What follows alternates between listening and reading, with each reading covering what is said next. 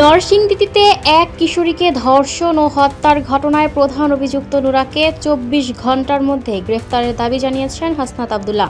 তিনি জাতীয় নাগরিক পার্টির দক্ষিণাঞ্চলের মুখ্য সংগঠক ও কুমিল্লা ৪ আসনের সংসদ সদস্য।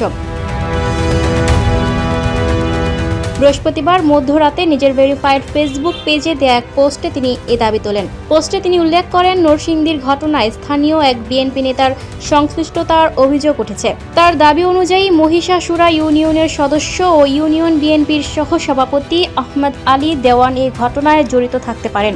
সংবাদ মাধ্যমের তথ্যের বরাত দিয়ে হাসনাত আব্দুল্লাহ লেখেন, প্রায় ১৫ দিন আগে নরসিংদীর মাধবদী এলাকায় নুরার নেতৃত্বে ৫ থেকে ৬ জনের একটি দল কর্মস্থল থেকে বাড়ি ফেরার পথে ওই কিশোরীকে তুলে নিয়ে ধর্ষণ করে। ঘটনার পর ভুক্তভোগীর বাবা স্থানীয় মেম্বারের কাছে বিচার চান।